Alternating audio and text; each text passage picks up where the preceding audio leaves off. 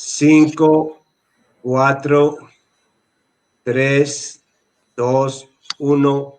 Muy buenas tardes a todos los que se comienzan a conectar en estos diálogos de Puebla que estamos celebrando todos los días miércoles con muy buenos resultados.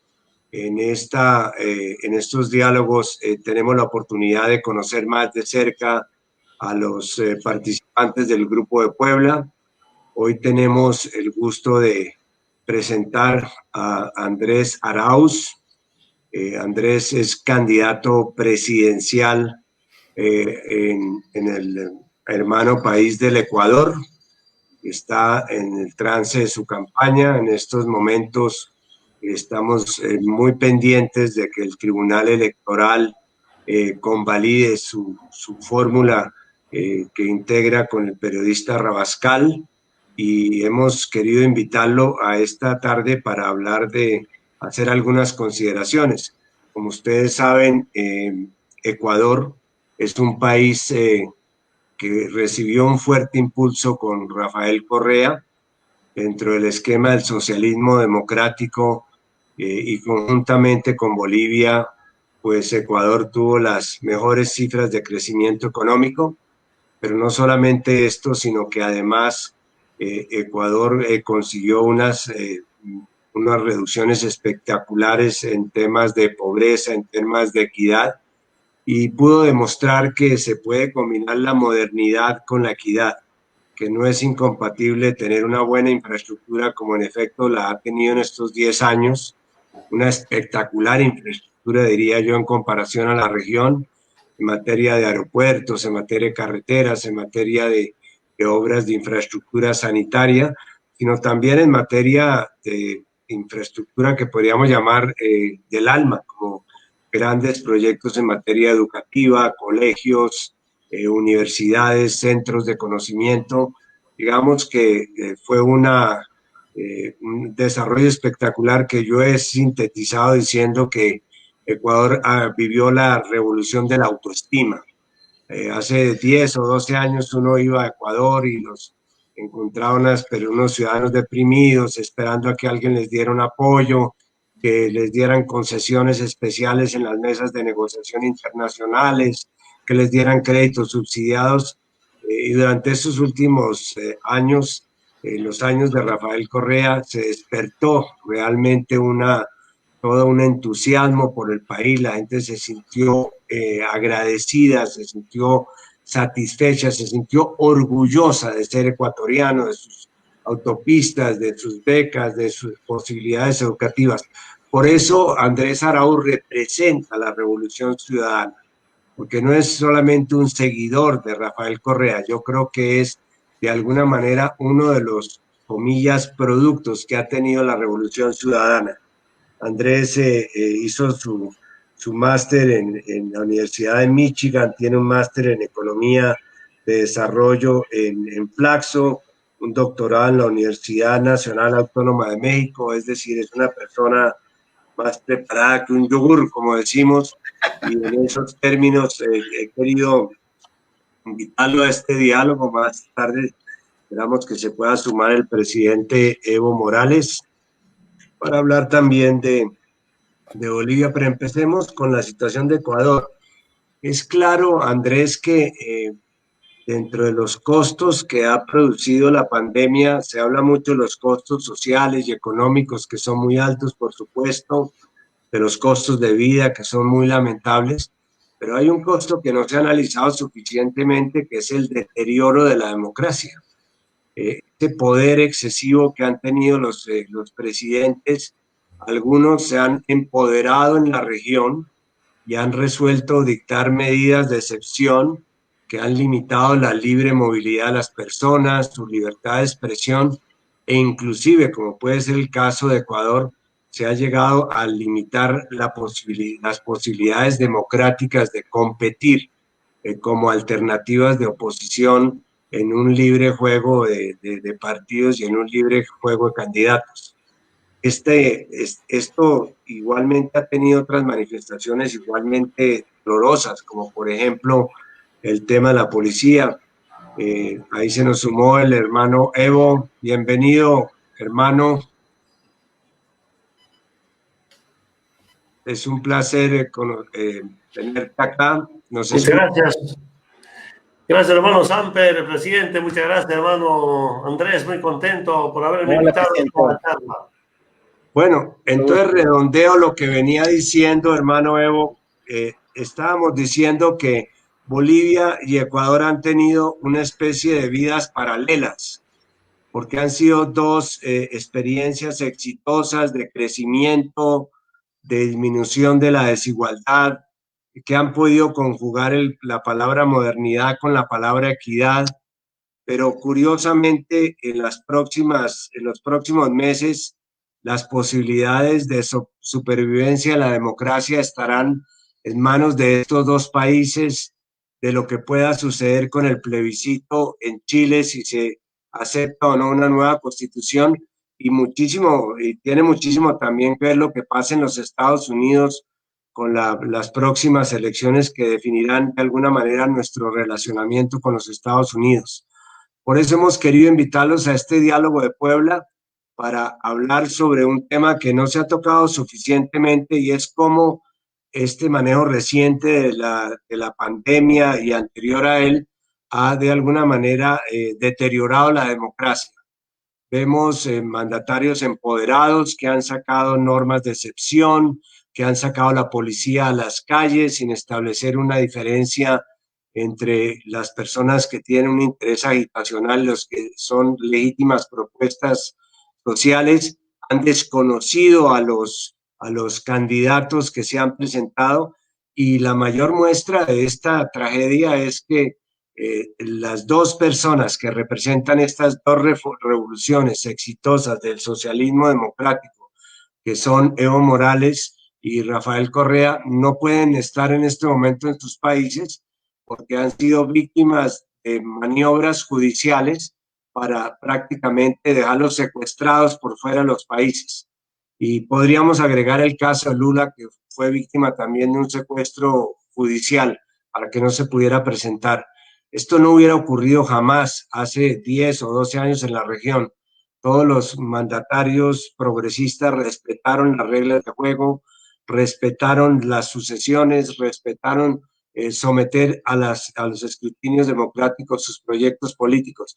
Para hablar de esta situación, para hablar de las campañas, el curso que llevan, de las amenazas, de los riesgos y las posibilidades, los hemos invitado esta tarde.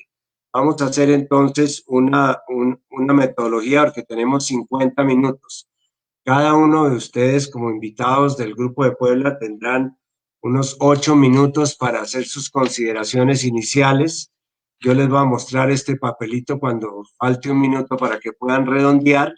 Luego haremos una contrapregunta para una segunda ronda de unos 3 o 5 minutos, y luego le daremos la oportunidad a la gente que está conectada, que pueden llegar a ser 8,000, 10,000 personas, que si tienen preguntas nos las hagan para poderlas absorber, y en ese sentido que sea esto realmente democrático.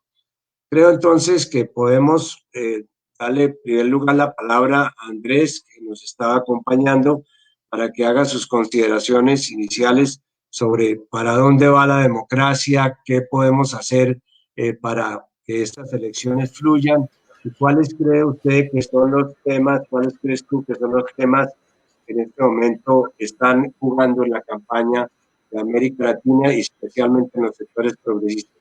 Bienvenido, Andrés. Muchas gracias, presidente Samper. Un saludo caluroso también al presidente Evo Morales. Qué honor realmente poder compartir el espacio con ustedes. Yo quisiera comenzar esta reflexión sobre el impacto de la pandemia en la democracia con unas breves consideraciones de índole global y los actores beneficiados, y luego apuntalar lo que pasa en nuestro país, en el Ecuador. La reflexión general es que evidentemente la pandemia permitió un despliegue quizás ideal, tanto para las fuerzas más represivas que buscan dominación de la ciudadanía, del espacio de movilidad de los seres humanos, en donde han podido desplegar las fuerzas represivas en todas las partes del planeta, ¿no? Tenemos presencia de militares, de policías, restricción de la movilidad humana en los puertos, aeropuertos, en las zonas de frontera, los tratados internacionales que impulsaban la movilidad humana, todos fueron suspendidos, echados al traste. En muchos casos el comercio que tenía oportunidades para los países en desarrollo también fue suspendido en favor de medidas de carácter proteccionista, pero no de las que impulsan, por ejemplo, la soberanía alimentaria, sino de las que restringen el libre flujo de medicamentos, de dispositivos médicos, como vimos el caso en donde países del Caribe veían que sus equipos de respiradores, sus medicamentos, sus mascarillas eran incautados en Miami por parte del gobierno federal estadounidense. Claro, ahora ya parece una época distante, pero en mayo, en abril de este año, vivimos una quiebre y básicamente creo que una ruptura del sistema internacional con relación a la movilidad humana y a la movilidad de bienes, ¿no? Eso obviamente genera un cambio en las dinámicas económicas, sociales, internacionales, que se reflejan también en cada uno de nuestros países. Otro de los grandes ganadores de las medidas represivas de la pandemia, creo que indudablemente son los gigantes tecnológicos. Este mismo tipo de conferencias empezaron a ser mediadas por empresas de las grandes empresas tecnológicas que recordemos, no solo facilitan la interacción humana, que puede ser una virtud, sino que acumulan las grabaciones de cada una de las conferencias por Zoom, por ejemplo, que se realizan, y además integradas al aparato del panóptico digital controlado por un solo país en el planeta, ¿no? Entonces, definitivamente creo yo que ahí hay esos grandes ganadores que empezaron a mediar las relaciones humanas aún a mayor profundidad que antes de la pandemia. Yo creo que ahí también hay altos riesgos en términos de represión y amenazas a la democracia, porque con una alienación mediada por unos pocos actores a nivel planetario, pues termina dándoles muchísimo más poder y la posibilidad, además ahora, gracias a las medidas restrictivas y emergencia, acceder a nuestros datos personales, nuestros datos en materia de salud, hasta la temperatura de nuestros cuerpos, ¿no? En fin, así que yo creo que ahí hay algunas reflexiones importantes. Ahora, en América Latina y en el Ecuador específicamente, se aprovechó la pandemia para mitigar o eliminar la posibilidad de que la ciudadanía se movilice en contra de políticas económicas que generan destrucción de la vida. Si las políticas económicas que se implementaron en el gobierno de Lenín Moreno, que incluyeron el aumento de los combustibles, la reducción de los derechos laborales, la reducción de los sueldos de los servidores públicos entre el 8 y el 10%, dependiendo del cargo, y otras medidas de carácter extremadamente restrictivo, si hubiesen dado en un momento de libertades, no hubiesen podido ser viables en términos democráticos, como lo demostró las acciones del pueblo ecuatoriano hace un año en el mes de octubre, que estuvieron luego continuadas por acciones en Chile, en nuestra hermana Bolivia y en otros países de la región. Así que en el Ecuador, para ponerlo en una palabra, se aprovechó de la pandemia para meternos un paquetazo del Fondo Monetario Internacional. Y es así de directo y claro. Se aprobó una ley que se denomina de apoyo humanitario, en la que se reducían los sueldos y se permitía que las pequeñas empresas puedan ser absorbidas por las grandes o por los bancos. Se aprovechó la pandemia para impulsar una ley de ordenamiento de las finanzas públicas que prohibía el aumento en el gasto social, que prohibía el aumento en la inversión pública. Es decir, todo lo contrario a lo que se necesita hacer en una situación de recesión o de contracción económica.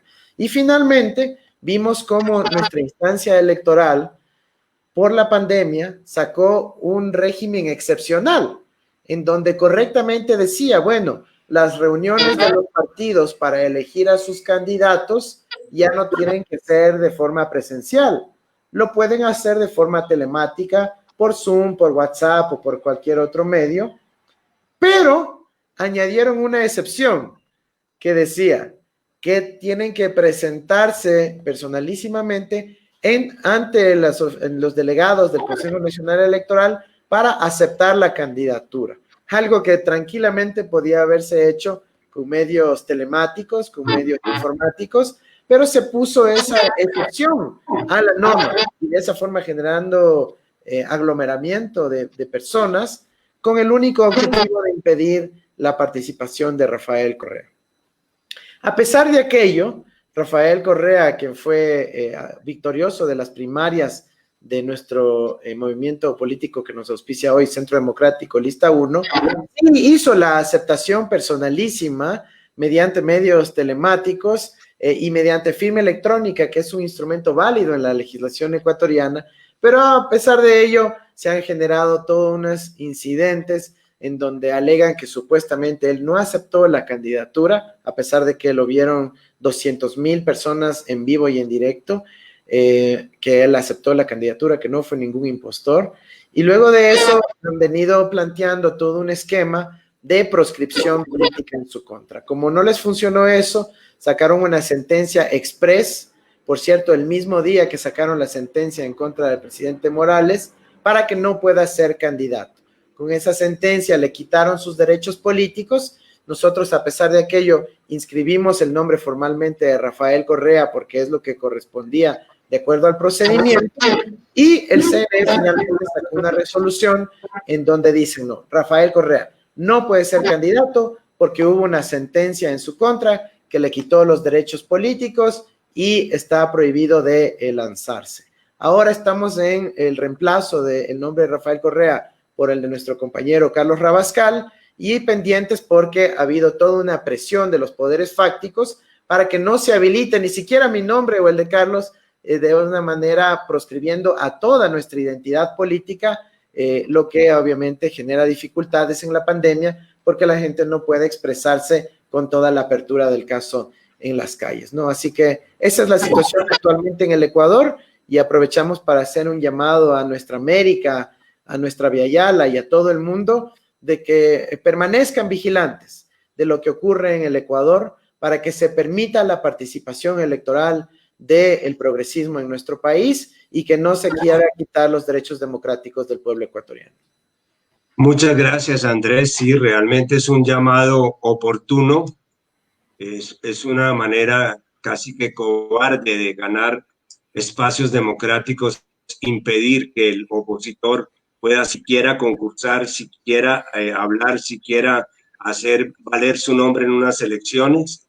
Y esperamos que el Tribunal Electoral de Ecuador sensatamente le ofrezca la posibilidad a quienes en este momento representan la fuerza mayoritaria de que se presenten. Las peleas en una democracia se ganan en las urnas, no se ganan en los estrados judiciales ni con las manipulaciones con las cuales dejaron a Rafael Correa por fuera, que es una manera, repito, antidemocrática de entender y de jugar con la democracia. Así es que reiteramos el llamado que ya ha hecho Puebla, que va esta tarde a volver a insistir para que el tribunal valide la fórmula del binomio que hoy día representa la fuerza de cambio en Ecuador.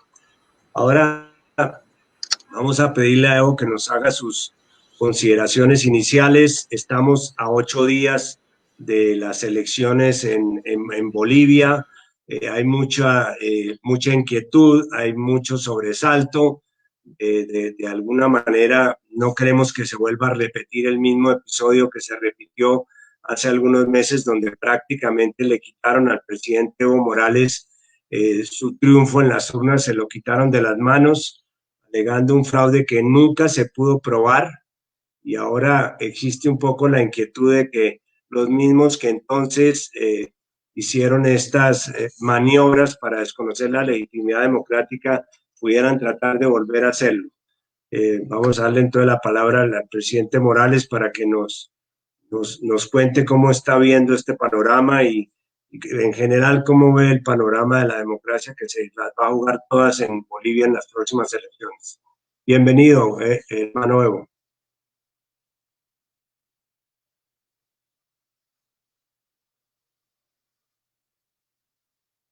No se oye. Perdone. Muchas gracias, hermano Samper, hermano Andrés, por esta conversación. Posiblemente para una profunda evaluación de lo que pasa a las democracias en América Latina. Comentaba hace un momento usted sobre Ecuador y Bolivia. Con Rafael y Evo en algo nos parecemos. Hemos cerrado las bases militares de Estados Unidos, uno en Manta, otro en Chimoré. Y los Estados Unidos no nos perdona eso. Segundo, todos los programas sociales en beneficio de los más humildes. Recuperar nuestros recursos naturales para el bien de los estados. Y sobre todo en Bolivia no nos perdona que los llamados indios también podemos demostrar que hay otra Bolivia es posible. En nuestro momento es algo único en el mundo. Los amenazados del exterminio nos hemos organizado políticamente, rompiendo toda la doctrina norteamericana. Ustedes saben que para el capitalismo los movimientos sociales somos terroristas. No tenemos derechos políticos. El sindicato o la comunidad no puede hacer política. Desde el movimiento indígena dijimos, también tenemos derechos políticos. El pueblo boliviano siempre tenía poder comunal, poder sindical, pero con el poder sindical y poder comunal no podíamos nacionalizar. Por tanto, era importante gestar un movimiento político. Ese movimiento político más IPCP viene del sector sometido al racismo, discriminado, vilipendiado y sobre todo, repito nuevamente, amenazados al exterminio. Corto tiempo hicimos mucha historia, llegando democráticamente al gobierno y nacionalizamos nuestros recursos naturales y eso tampoco nos perdona. Empezamos a industrializar el litio como Estado, con nuestras reservas internacionales. Y esto es un golpe al litio. Brevemente, hermano Samper, hermano Andrés, senador republicano Richard Black, el 21 de diciembre del año pasado reconoce que Estados Unidos organizó el golpe de Estado a Evo Morales. El dueño de Tesla, se lo leo aprovechando esta oportunidad, que dice, el 24 de julio de este año, dueño de empresa de autos eléctricos, confiesa haber participado en el golpe. En una conversación en la red social Twitter, el dueño de la empresa de autos eléctricos Tesla de Estados Unidos, Elon Musk, se delató.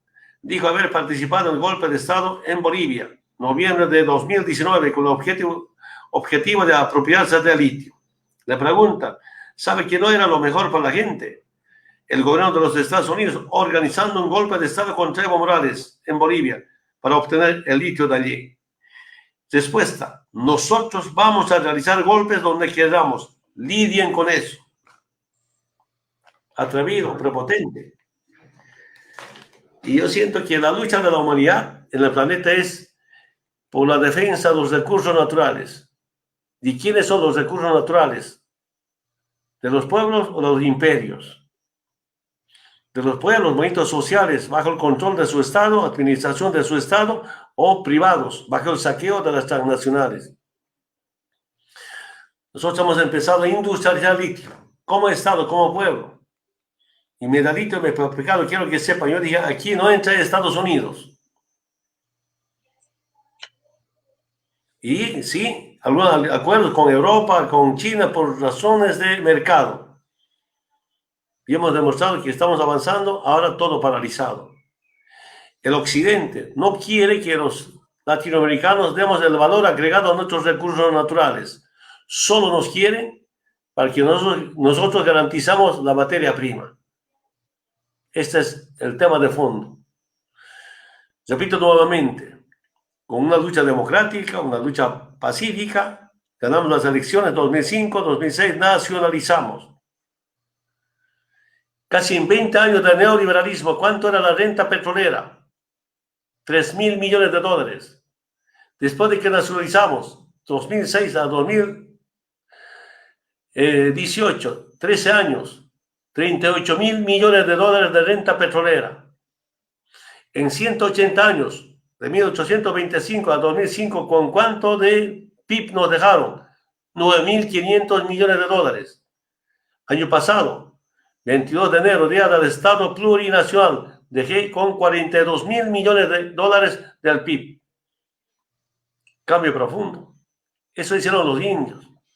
Los movimientos sociales, por supuesto, acompañados por los profesionales patriotas. Todos. Entonces, ahora viene de cómo recuperar la democracia. Y vamos bien. ¿Y por qué la ANES suspendió por 3 veces las elecciones? Que yo sepa, ninguna parte del mundo se han suspendido con motivo de la pandemia las elecciones. Sabían que iban a ganar en primera vuelta. Además de eso, nos provocaron que vayamos a las movilizaciones. Agosto, movilizaciones. Corte de caminos de mis hermanos del campo. Con eso garantizamos las elecciones, pero nos desgastamos electoralmente en las ciudades. A 3 semanas del conflicto, 9 encuestas, seguimos ganando en primera vuelta. Y el presidente de Estados Unidos instruye al ANES que retire su candidatura para que ese voto se suma a Carlos de Mesa. Pasa 1 semana y media, seguimos primero, ganando. Y esta semana hace renunciar a la candidata Bayard de ADN. Domingo renuncia a la candidatura Tuto Quiroga, todo por instrucción del presidente Donald Trump. Y ahora seguimos ganando en primera vuelta. Hoy día es el último día de la campaña. Así que estoy en campaña, compañeros, comprometidos con la Pache Grande a hacer campaña hasta las 0 horas de esta noche. Vamos a ganar con más del 50%. Por 2 razones. Aquí está en juego 2 modelos económicos. Uno de los privatizadores, otro de los nacionalizadores. Con las nacionalizaciones hicimos mucha historia. Usted sabe muy bien, como autoridades, exautoridades, economistas, nuestro modelo económico ha dado resultado. Segundo, los que año pasado no votaron por Evo presidente, los que nos han dado un golpe, ahora están indignados, decepcionados, arrepentidos, porque en 11 meses de golpe destrozaron Bolivia. Deuda interna, deuda externa, robo, ¿no? Esa es la ventaja que tenemos. Pero también quiero decirles, hermanas y hermanos, mucho depende también de la presencia de la comunidad internacional, veedores internacionales. No creemos en la OEA. No creemos. Los muertos, heridos del año pasado es de responsabilidad de Luis Almagro y el equipo técnico que estaba en Bolivia. Esta catástrofe económica que estamos viviendo es de responsabilidad de Luis Almagro y compañía. No toda la OEA. Sabemos que hoy somos parte de la OEA, hay buenos gobiernos, buenas autoridades. El único golpe ha sido el informe de la OEA. Perdón, el único fraude. El único fraude ha sido la OEA, porque hay 8 investigaciones internacionales que demuestran que no hubo fraude. Ahora, sospechosamente hay movimientos de las Fuerzas Armadas, pero también hay militares patriotas. Estoy convencido. Los conocí casi en 13 años de presidente. Una cosa es cuando excomandantes se someten al imperio por dinero. Otra cosa son militares patriotas que están con su pueblo. Los soldados son del pueblo, especialmente del movimiento indígena. Quiero que sepa, hermano Samper, hermano Andrés, desde la fundación de la República había sido el único presidente civil, Evo Morales, que ha prestado el servicio militar obligatorio. Esa es la otra ventaja que hemos tenido, pero ahora estamos mal, pero igual vamos a recuperar la democracia. Comentaba con relación al tema la pandemia. Casi estoy convencido que la pandemia es parte de una guerra biológica o comercial. ¿Por qué? Yo leí algún documento hace tiempo atrás y que decía, en la política del nuevo orden mundial es importante una planificación de reducción a la población innecesaria. ¿Cuál es esa población innecesaria? Los viejos, las viejas, los viejos, las viejas, la gente con discapacidad, especialmente la gente humilde, la gente pobre. Para el capitalismo, los indígenas, los pobres, somos inservibles. ¿Por qué comento esto? Hace meses atrás conversé con un periodista de Estados Unidos. Le pregunto cómo está la pandemia del coronavirus. Me dice, la gente se muere en las calles. ¿Quiénes mueren? Los migrantes latinos. ¿Cuánto cuesta una clínica privada? 20 a 30 mil dólares. ¿Quién latino podría pagar eso para salvar la vida? ¿No? Entonces, de esta pandemia, pero siento que la madre tierra gana. Menos motorizados en circulación, porque me informaron en una ciudad importante en Bolivia, Trinidad, como no era prohibido con temas de la cuarentena sacar los motorizados, los animales de la selva, los cocodrilos, los lagartos en la calle paseando. Es impresionante. Siento que descansó un poco la madre tierra por el tema de la pandemia, hay que reconocer, sería otro motivo de investigación. Pero ¿qué debe ser nuestra propuesta? Que la vida no puede ser una mercancía. La salud no puede ser un negocio privado, sino un derecho humano. Las grandes empresas de medicamentos no pueden estar en manos de privados. Son de los estados, o por lo menos la Organización Mundial de Salud debe hacerse cargo. Las investigaciones sobre la vida, sobre los temas de medicamentos, debe estar a cargo de la Organización Mundial de Salud, porque, repito nuevamente, la vida no puede ser una mercancía. Nada más, hermano Samper, muchas gracias. Muchas gracias, hermano. Realmente, Andrés, lo que no le perdonan a Evo y a Correa es el éxito. La gente pensaba que por venir de una corriente ideológica distinta, por ser socialistas, por hablar de temas que parecían abandonados como el de soberanía, el de recursos naturales, el de seguridad alimentaria, que por hablar de esos temas no iban a conseguir implantar unos modelos exitosos de desarrollo. No les perdonan que las cifras de crecimiento de Bolivia y Ecuador en los últimos 10 años hayan estado por encima del promedio de la región. No les perdonan que han tenido éxito en reducir la desigualdad a la mitad. No les perdonan que todo esto lo hayan hecho sin sacrificar la democracia y aceptando las reglas de juego cada 4 años de la democracia. Y es que yo creo que ese es lo que queda muy claro. Quería hacerle una pregunta a Andrés. La pregunta que todo el mundo se hace con la pandemia, Evo, es ¿quién va a pagar los costos de la factura social de la pandemia? Eso es lo que tiene importancia hacia adelante. ¿Lo van a pagar los trabajadores con reducciones de salario, con aplazamiento de las pensiones, con cancelación de subsidios, con recortes del gasto social, con paquetazos para darle gusto al Fondo Monetario? ¿O lo van a pagar los gobiernos y los grandes concentradores de la riqueza y las personas que, como decía Evo, se han hecho ricas por cuenta de la pandemia? Tú, como un buen economista que eres, y conocí tu trabajo, y es un trabajo realmente importante en el diseño de la revolución ciudadana, ¿cómo diseñarías el modelo de pospandemia para Ecuador ahora, después de la pandemia, si es que aparece la vacuna y si es que la vacuna no la dan y si es que la vacuna es efectiva? ¿Qué harías con el modelo de desarrollo? Bueno, debemos partir por el ámbito global, ¿no? Rapidísimo.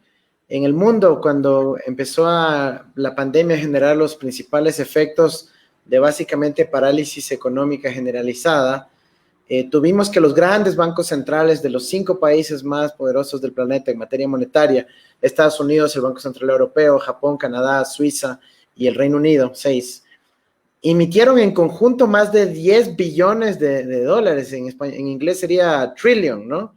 Sobrepasando cualquier cantidad de dinero que se había emitido en todo el resto de la historia de la humanidad. Pero ese privilegio es solo de unos ciertos poderes de las economías centrales y no del resto de los países, por ejemplo, del sur. Entonces, la alternativa real que tenemos los países del sur es actuar de forma coordinada, conjunta. No es un modelo del sálvese quien pueda el que nos va a brindar nuevamente seguridad y estabilidad económica y sanitaria. Es el modelo de la cooperación internacional, de la solidaridad internacional.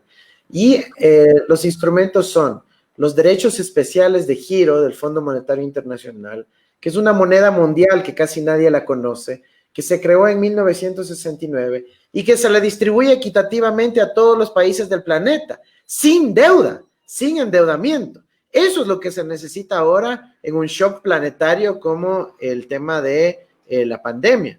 Y solo eso nos otorgará el dinero, la liquidez suficiente para reiniciar la economía y, por otro lado, para satisfacer nuestras necesidades más básicas en materia sanitaria y alimentaria. Y a nivel internacional también necesitamos ir hacia unas políticas en donde la vacuna sea declarado un bien público global, es decir, que pertenezca a la humanidad, no como dice el presidente Evo, a una empresa privada que está lucrando a partir del sufrimiento del resto de la gente. Entonces ahí tenemos ese nivel internacional que es indispensable, lamentablemente, para los países de América Latina. Tenemos que impulsar juntos, con mucha fuerza, estas dos cosas para poder tener espacio de tal forma que las políticas internas puedan operar. Ahora, a nivel interno, con estos dos elementos que son pilares de las acciones internacionales, necesitamos a nivel interno hacer que predomine la solidaridad. Y eso significa que el costo de la pandemia la asuman los que más tienen, no los más vulnerables, no los más pobres, no los pueblos y nacionalidades indígenas de nuestra patria. No, tienen que ser los que más riqueza han logrado acumular antes y después de la pandemia, los que más se han beneficiado por las exoneraciones tributarias, las ayudas y los subsidios corporativos que han recibido a lo largo de estos últimos años de manejo económico nefasto y terrible. Y en el caso del Ecuador, eso se ve expresado claramente por la acumulación de fuga de capitales en paraísos fiscales, en estos centros offshore, en las guaridas donde operan los piratas financieros. En el caso nuestro estamos hablando de más del 30% del PIB, 30% del PIB que está depositado líquido en cuentas secretas en estas guaridas fiscales donde operan los piratas. Nosotros creemos que una política redistributiva, donde por un lado ese dinero vuelva al Ecuador, genere inversión, producción, empleo para nuestra gente, que el circulante vuelva a dar la vuelta en la economía y llegue a los bolsillos de los ecuatorianos, además va a generar nuevos aportes tributarios y recaudación fiscal que le va a permitir al Estado también a seguir atendiendo a las necesidades de nuestro pueblo. Pero si no rompemos este nudo gordiano de la fuga de capitales, que por cierto se empeoró durante la pandemia, no vamos a poder resolver las necesidades de la población al mismo tiempo que tenemos unos poquísimos millonarios que tienen recursos afuera. ¿Y cómo vamos a redistribuir esos recursos? Los que se recaude por parte del Estado, mediante un esquema que nació también en el Grupo de Puebla, o por lo menos que nació en términos de su impulso como la renta básica, pero nosotros queremos ir un pasito más allá. No lo que llamaban algunos desde la derecha, ¿no es cierto?, la renta básica como un instrumento del populismo, sino si tenemos recursos para una renta básica universal, avanzar de una vez al trabajo digno universal, es decir, que la renta básica se convierta en una remuneración por un trabajo recibido, que pueda ser incluso subsidiado para la economía popular y solidaria, para la pequeña y mediana empresa, para la economía del cuidado de nuestros familiares en el contexto de una crisis sanitaria, para el cuidado de la naturaleza que no tiene un valor económico o material reconocido. Así que realmente las oportunidades son amplias. Podemos aprovechar la pospandemia para plantear un cambio paradigmático en el modelo de desarrollo en donde se ponga el trabajo humano, pero también la relación de solidaridad y el cuidado de la naturaleza como ejes centrales de la reconstrucción de nuestros sistemas económicos. Creemos que eso requerirá también una integración regional profunda en donde el aspecto monetario y financiero también debe tener un eje central que nos permita ganar márgenes de soberanía regional frente a los embates de la pandemia y del imperialismo monetario en el que vivimos. Muchas gracias, Andrés. Sin duda, hay un mensaje que creo que comparte Evo, que es la necesidad de la integración. Nunca habíamos estado tan desintegrados y nunca había sido tan necesaria la integración como ahora. De tal manera que yo quiero comprometerlos a ustedes dos, que si como pensamos estas elecciones resultan exitosas, Bolivia y Ecuador volverán a ser parte de la gran familia de UNASUR. En este momento, UNASUR tiene una casa temporal que nos ofreció el presidente Fernández en la ciudad de Buenos Aires. Seguramente Evo estará invitado a esa próxima inauguración con motivo de una ocasión del aniversario de nuestro inolvidable Néstor Kirchner, pero también tenemos una sede desocupada que era la sede más moderna de todos los organismos multilaterales allí en la mitad del mundo, en Quito, en la cual pasé días y noches inolvidables trabajando por la integración. Entonces, quiero comprometerlos ahora que estamos terminando esta charla de amigos a que si sus gobiernos vuelven a poder estar en el poder, si los dejan, vamos a poder contar con el apoyo de ustedes para que esta ave fénix, que es UNASUR, vuelva a tomar el vuelo. Y a Evo, una última consideración. Hay mucha inquietud en la región, Evo, de que nos vayan a volver a hacer lo mismo que hicieron con su presidencia, que nos la arrebaten otra vez de las manos, que haya sectores militares que no se avengan a reconocer la decisión del pueblo soberano en las urnas, que venga, es un poco cínico, hasta sarcástico, que venga la misma misión de la OEA que creó todo este ruido y que legitimó todo este desastre con el mismo presidente, que vuelva a vigilar las elecciones. Eso es como poner el gato a cuidar el queso. Por eso quiero que le mandes un mensaje de optimismo, de alerta, de abrir los ojos a la gente que está muy pendiente de que no vuelvan a hacer lo que hicieron las pasadas elecciones, que se inventaron un fraude que no existió nunca, como acaba de señalar el presidente Morales, y lo han demostrado no uno, sino 4 o 5 centros de investigación independientes de los Estados Unidos, que cotejando las cifras y haciendo los cálculos no pudieron encontrar el tal fraude del cual se hablaba. Entonces, las palabras finales, he tratado de recoger todo lo que hemos venido viendo en los chats, porque es difícil atender las preguntas una por una. A todos los que nos escucharon, muchísimas gracias. Y Evo, tienes los minutos finales para una despedida, un jayaya muy emocionante.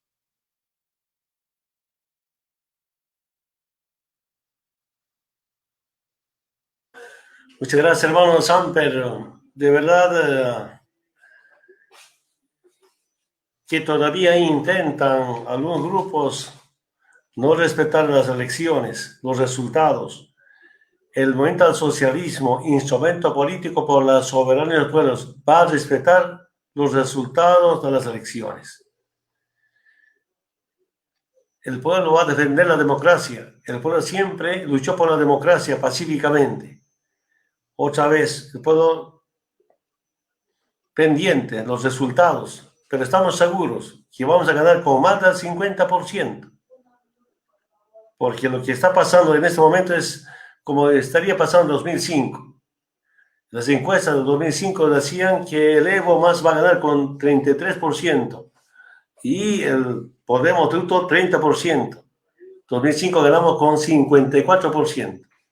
Estoy confiado. Pero también va a ser importante la participación de la comunidad internacional. Y solo quiero decirles, hermanos presentes y oyentes, el domingo 18 de octubre volveremos millones y devolveremos la dignidad y la libertad del pueblo boliviano. Muchas gracias, hermanas y hermanos, porque tengo un cierre de campaña en una ciudad importante en Bolivia. repito nuevamente que es el último día de la campaña. Hasta pronto. Luego, Conmigo. muchas gracias a los dos. Y aquí tenemos otro diálogo de Puebla con el hermano Evo y el futuro presidente de Ecuador, Andrés Arauz. Muchísimas gracias. Andrés, gracias. Muchísimas gracias y muchísimos éxitos para nuestros hermanos bolivianos este domingo, ¿no? Que la democracia reine y que sea una el mismo gran éxito victoria que del pueblo te mereces boliviano. en las próximas elecciones de febrero en Ecuador. Muchas gracias a todos los que nos sintonizaron, nos vieron, nos oyeron. Puebla sigue adelante. Muchas gracias.